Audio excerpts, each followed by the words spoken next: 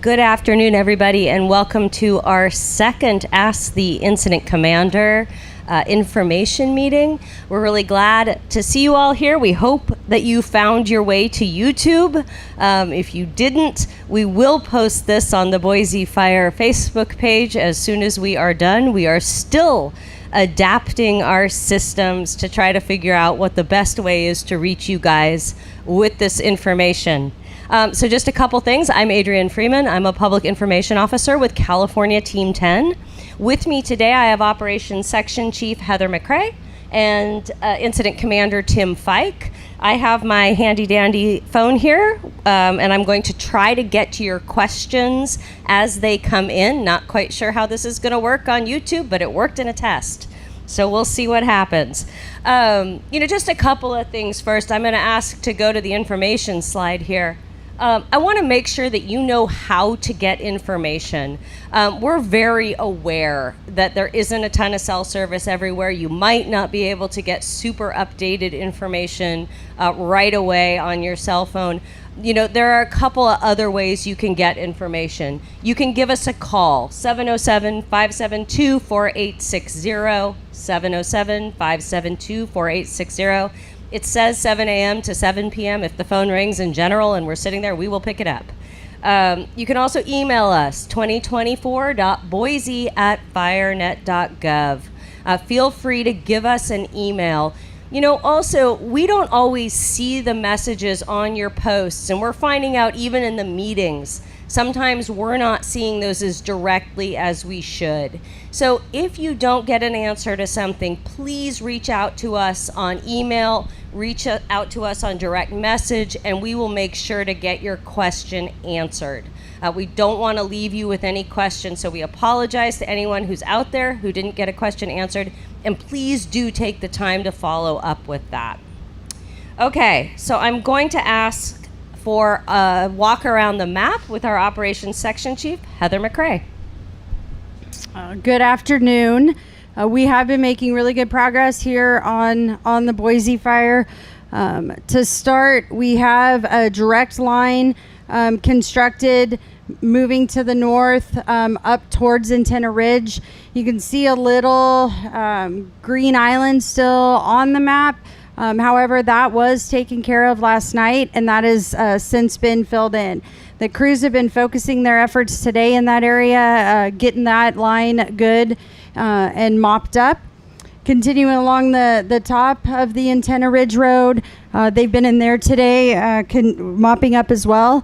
When the fire did go through there were some trees that came down, so we do have some fallers in there, fallen trees, to make sure that the crews can continue to access that area safely. As we come back around up to the Orleans Mountain Peak, we have picked up an old dozer line that goes for a little bit down the ridge, and then there's hand line that continues all the way down to Nordheimer Flat on the Salmon River. So we have crews up there that have been walking that line, trying to assess the opportunity to put that hand line in that was previously put in.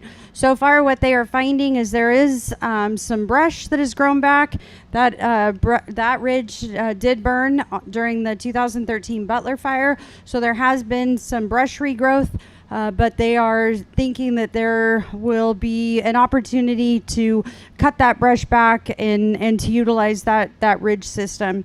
While they're doing that, they're identifying locations for landing zones, for helispots, opportunities to put pumps up on that ridge, so that we can utilize that as a holding feature in the future. Continuing around, we have several resources, including engines, down along the Salmon River Road, taking a look at all the structures down there along that road. We also have dozers that have started way up on High Point and are working down towards the Horn Creek Gap, and that is a dozer line that has previously been put in, and so they are working on reopening that. As far as the fire goes, there's been minimal fire spread to the east today. We do have infrared a flight that showed that there is still heat around that edge, so there is, still some potential for that edge to continue to grow, but it's at a slow pace right now. Continuing around, we have an old dozer line that was put in during the red salmon complex, and that dozer line has been reopened, and we have crews in there prepping that line. Tonight, they're looking at utilizing a drone to go in there and do some aerial ignition, and that will allow fire that is lit directly along that line to back down into that drainage, and that will become our new containment line. Crews are also monitoring the fire spread as it continues to back down towards our road system that we've identified as a line that we'll be using. That road system is prepped, and they are monitoring that fire as it spreads towards the roads.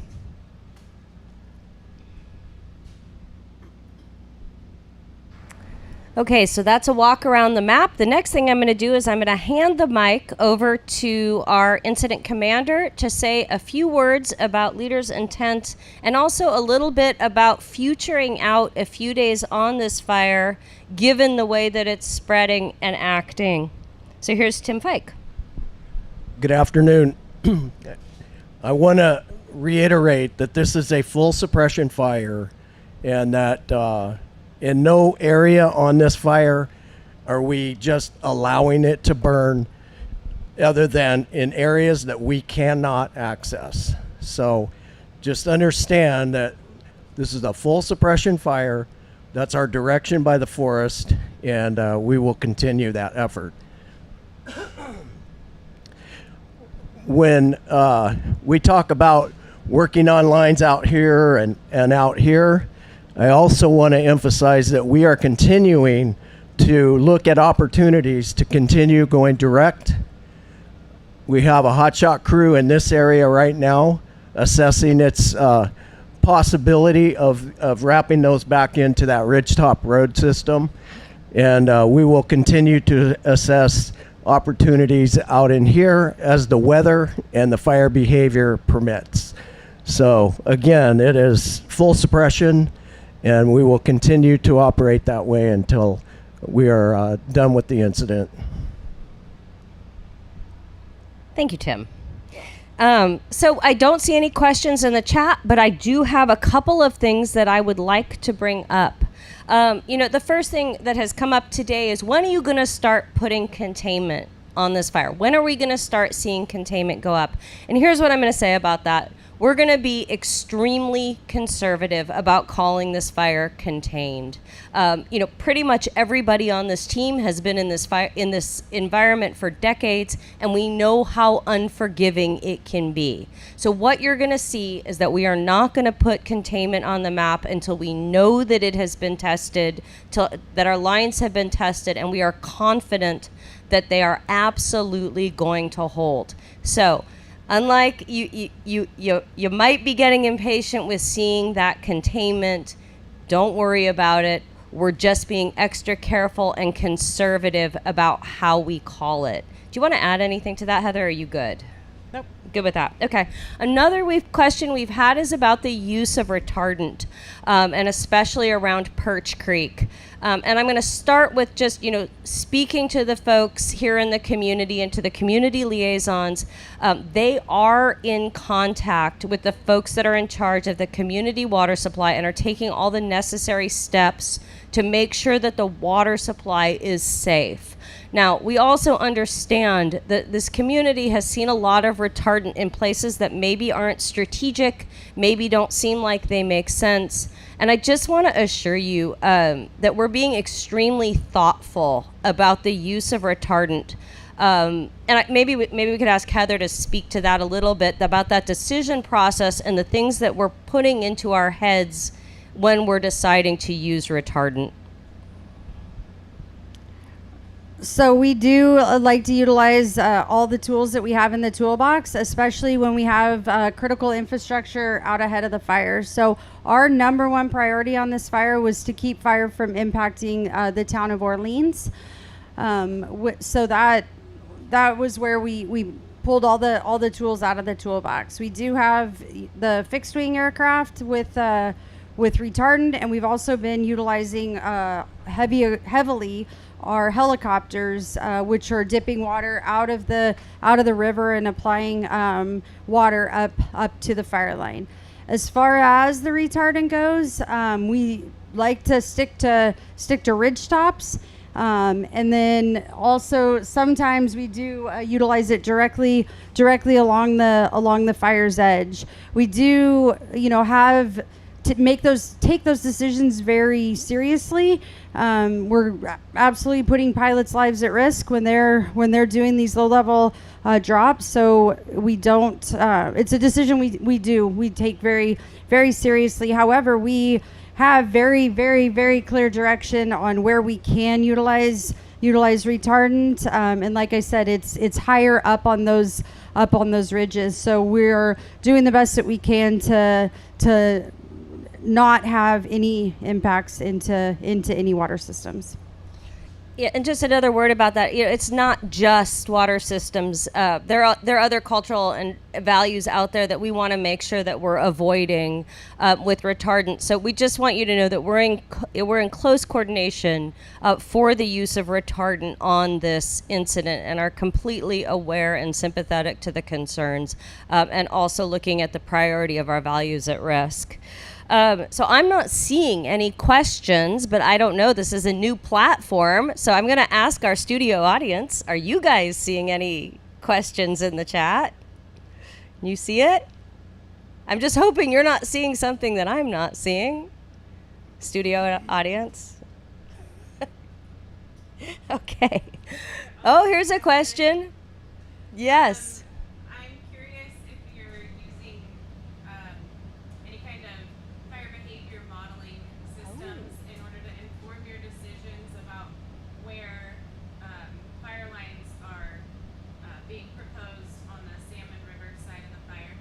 So that's a really good question, and I'll repeat it for the folks to hear. What kind of modeling or strategic planning tools are we using to decide what kind of line building that we're going to do and containment options we have for the Salmon River side of this incident? Yes, we do have a fire behavior analyst that is embedded with us here in our camp, and we also have quite a bit of fire behavior support that comes out of our offices in Reading. And so we are rerunning some of those models, to the point where some of them are run daily, and they take the new fire perimeter, the latest weather forecast, and project where the fire potentially could spread. So that is absolutely something that we take into account when we look at the lines. As we're planning, I like to start the closest in to make put in the lines that are going to be the closest to the fire, to the fire's edge. But absolutely, if we see a line that's going to take us 3 days to put in, and the fire's going to be there in 2 days, it's a waste of time to focus our efforts in there.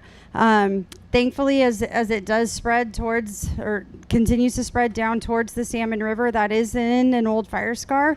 So the rate of spread should not be nearly as much as it was in the area of the Boise Creek drainage, where there was no fire history.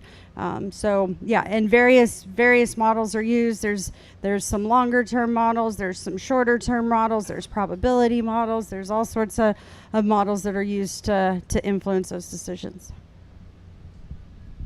Okay, so we got another question online, which means I know this is working, which makes me extremely happy. So thank you. How is the progress of containing the fire so far? We answered this in the earlier part of the broadcast. Heather walked us around the map. So I'll let you go back to that. But what I will say is that we have sort of a break in the weather right now that's anticipated for the next couple of days, including some potential even for light precipitation going into the weekend.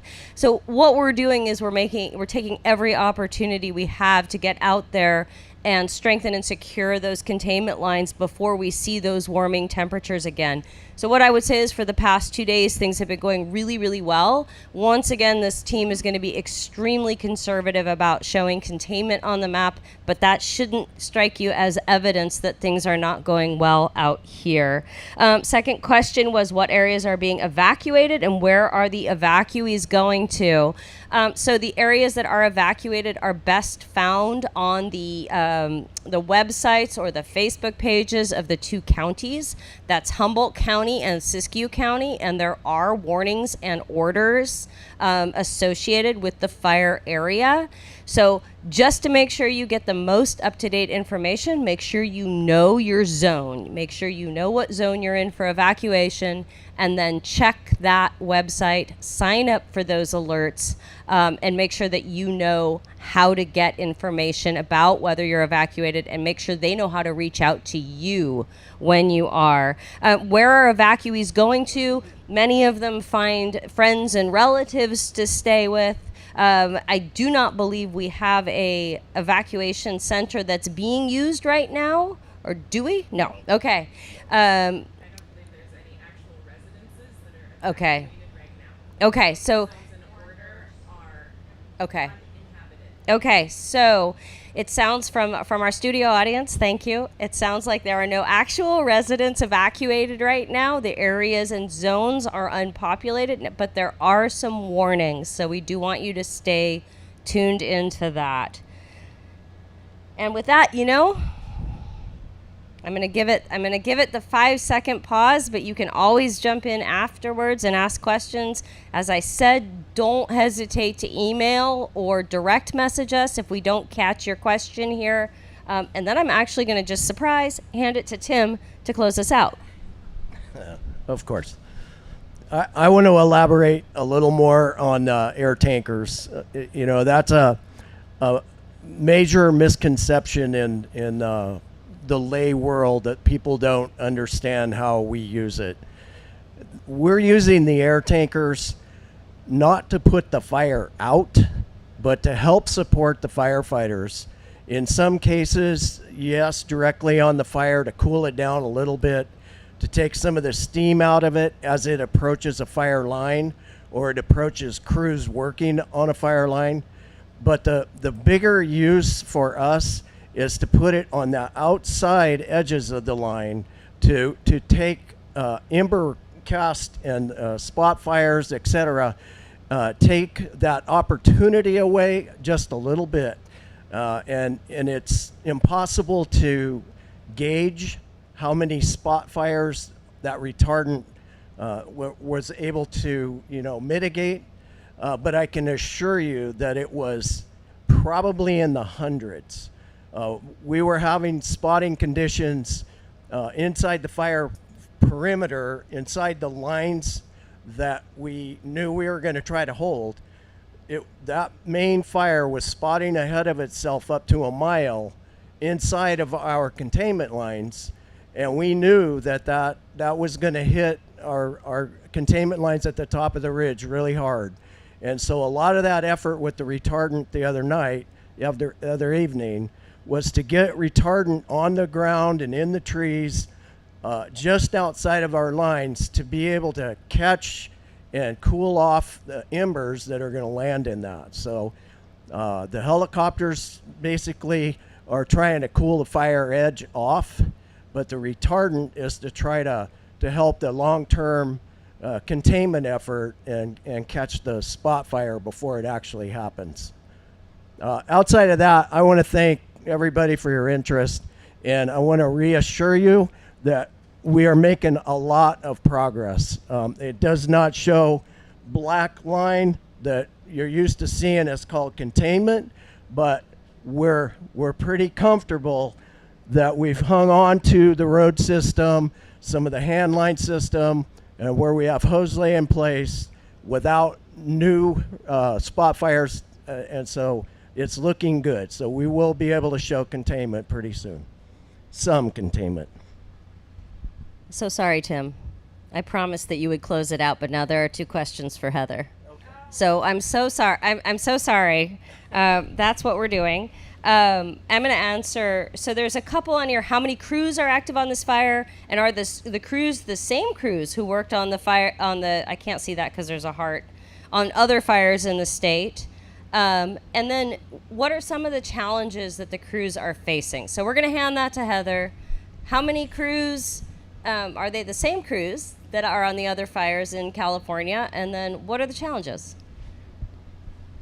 So I believe we have 12 hotshot crews here. I'd have to confirm that number, but I'm 12. And then we have like 2 or 3 type 2 crews and some type 2 IA crews as well. So the total number of crews on the fire is actually 22. So that is, phenomenal to have that many crews here. Some of them have come directly here to our fire from days off, and some of them have come to us from other fires. But all of the crews here have been actively fighting fire across the state and across the West, and some of them even up into Canada this season. So Challenges?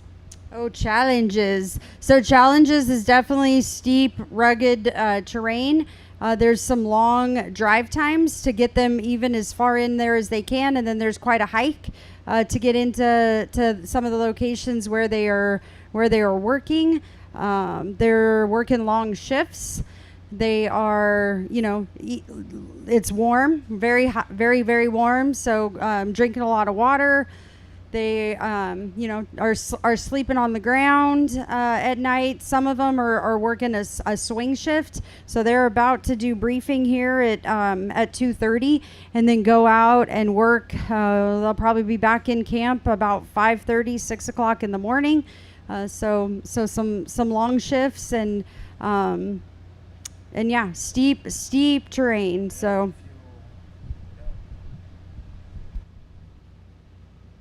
Tim clearly wants me to add that there are heavy fuels because he just said it to me. So I think those are some of the big things. All told, Heather was speaking specifically to our hotshot crews and our Type 2 and Type 2 crews. Those and dozers supported by aircraft are going to be some of our best tools, but we also have a lot of engines and engines coming in to do structure protection, engines to provide containment line support.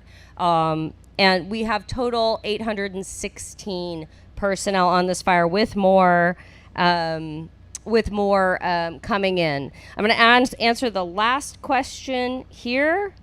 For those living near the fire, our temperature is expected to increase. We are expecting a few more days of this mitigated temperature, and then we are expecting to see a warming trend. So we are making hay while the sun doesn't shine quite as much. With that, I'm going to say goodbye to everybody. We thank you for joining us. We will do this again in a couple of days, and we will follow up on any remaining questions. So I am going to hand it to Tim just to say goodbye. Just say goodbye. Goodbye, everyone. Thank you for attending.